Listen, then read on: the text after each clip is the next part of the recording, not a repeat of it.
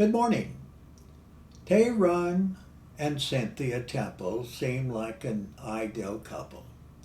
They're young, up and coming, and looking forward to having children. But three miscarriages have left Cynthia emotionally frail. And when her father shows up for a long awaited reunion with his girlfriend in tow, things go from foul to foul play. The play is very much an emotional roller coaster for the audience. The show deals with situations of mistaken identity, time lapses, and hidden motivations. It's set in 1937 in the quaint city of Coeur, Idaho. Cynthia puts out her cigarette and moves across the den to check on it. She is stopped by the presence of an attractive woman in her mid-40s standing in the doorway. It is Rosalind Margaret Stevens, the fiancée of Cynthia's father, Sidney Lewis Wellborn. You must be Sid's daughter, Cynthia. Oh, I'm so sorry for barging in like this, but a man I believed to be your husband opened the door saying I would find you in here.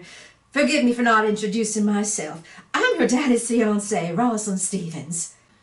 Cynthia reluctantly shakes her outstretched hand. I wasn't expecting him until later this evening. I know, I apologize for the inconvenience, but our train arrived earlier than previously scheduled. So here we are. If this is a bad time, we can check into a hotel. No, that isn't necessary. Would you like to sit down? I'd love to. I bought these new shoes for our trip, but they're not previously worn in yet. Cynthia points to the sofa. Rosalind sits and immediately takes her shoes off and starts to rub her feet. Oh, I knew it was a bad idea buying them, but I couldn't resist. They were the right style and the perfect price. My feet should forgive me in about a week or two. Oh, Sid worries about me spending money on silly things like this, but it makes me feel good. You being a woman can understand that. Where is he? Oh my God, I'm so sorry. Of course you'd be wondering where he is. Is he outside? He's fresh out of cigars, so he had the cabbie taken to the nearest store. Personally, I think it's a filthy habit. I've told him countless times how I hate them, but he keeps on smoking those disgusting things anyway. I have fresh coffee in the kitchen. Would you care for a cup? I would love some, thank you. I swear coffee on trains is like hot water poured over a single coffee bean through a dirty sock. I just kept drinking orange juice until my tongue was covered in tiny red bumps. I think it makes me talk funny. Do I sound strange to you? Ty, can you come in here? Ty must be short for Tyrone, am I right? I once knew a Tyrone. He was a good-looking bartender at a club I worked at when I turned 18. He couldn't keep his eyes off me. I would have gone out with him, but his breath stunk like 3-day-old garbage under a sink. I'm sorry, what did you say your name was? Rosalind, but you can call me Rosie. Everybody does, even your daddy. Excuse me. I need to find my husband. Cynthia begins to depart from the den. Just a splash of cream and a half a teaspoon of sugar. I'm trying to tame my unruly bulges. Cynthia exits the den. Rosalind continues to rub her other foot while looking about the room. She notices the picture frame of Sidney and picks it up. Cynthia soon comes to the doorway, holding a teacup filled with coffee. It's the last picture of him before he left. I didn't mean to snoop. It's just a shock seeing him look so young. Cynthia moves to Rosalind, handing her the teacup. Thank you. Just the way I like it. Do you still have your father? Yes, I do. My mama and daddy live in the same house on the same street in Lamar County, Georgia. We have the distinction of being the buggy capital of the South. Are you close? They were good to me. Yes, we care about one another very much. I don't mean to pry.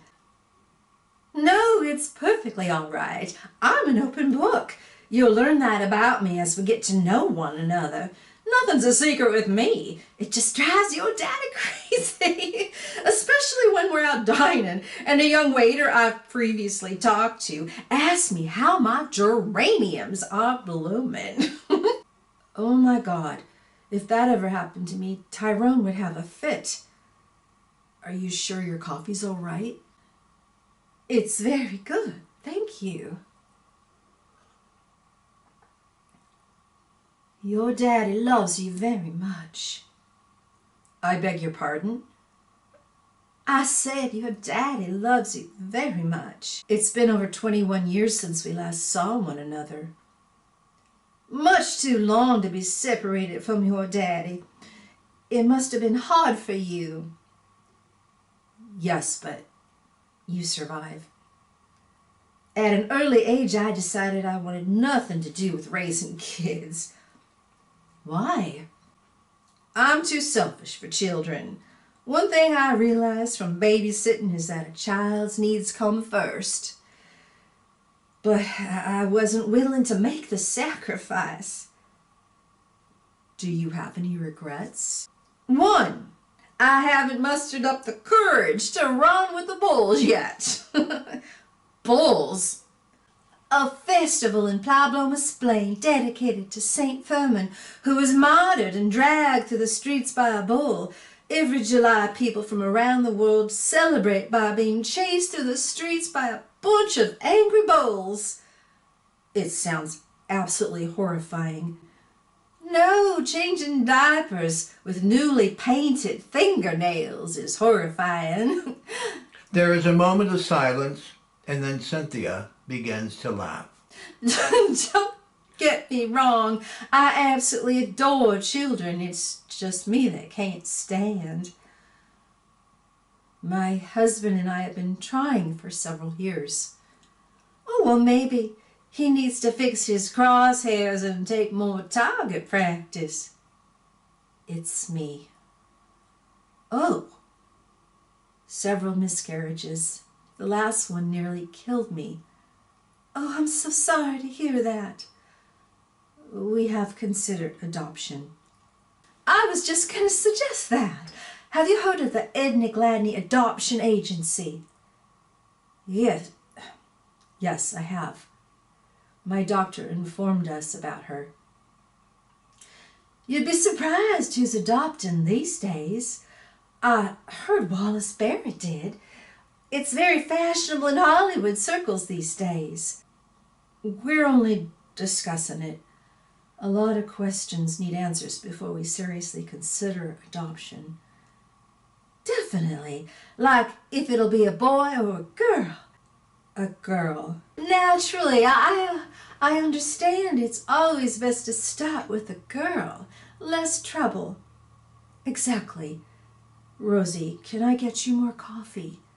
I'd love some. It appears our men have vanished. I'm used to it. When I was 16, my mama gave me some advice. She said, Rosie, a long leash builds trust. Short ones, just remind them they're not free. Personally, I'd settle for a tight noose. A splash of cream and half a teaspoon of sugar, right? Yes, please. The radio's in the corner if you'd like some music. I won't be long. Cynthia exits from the den. Rosalind moves to the radio and turns it on. A car horn sounds.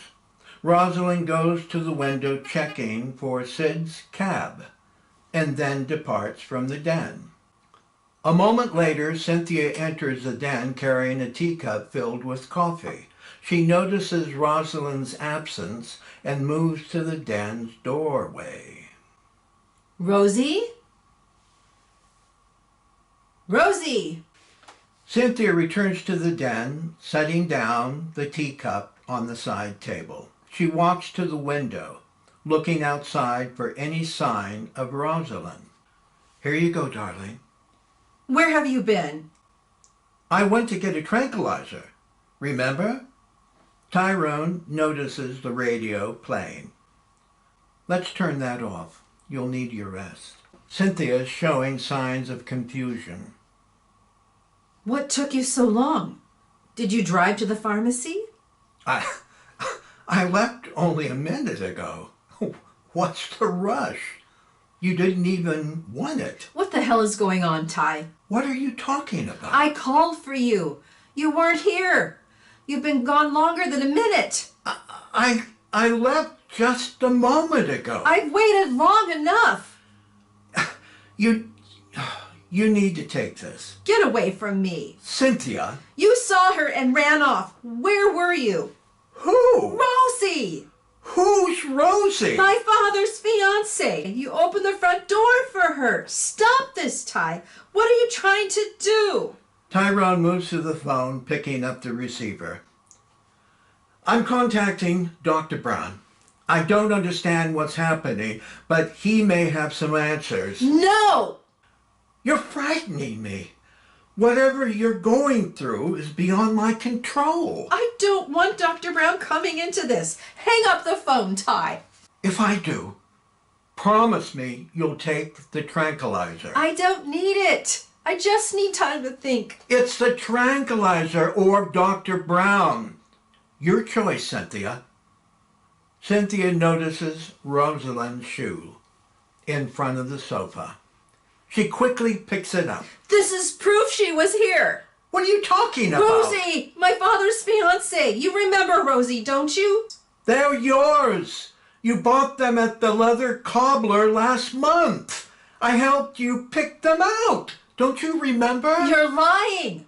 These aren't my goddamn shoes and you know it. Calm down, Cynthia. You're a liar. Why are you doing this? Tyrone begins to dial for the operator. Cynthia quickly grabs the receiver, hanging it up. No.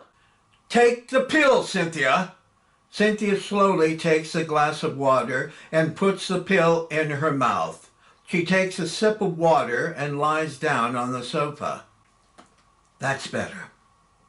All you need is rest. That's what Dr. Brown wants. He warned us that severe depressions would follow after your miscarriage. Get some sleep now, sweetheart. I'm going to jump in the shower and get ready for work. Tyrone bends over her, giving her a gentle kiss on the forehead. I love you so much. I love you so much, Cynthia. Tyrone slowly moves to the window, peering outside. He then departs from the den.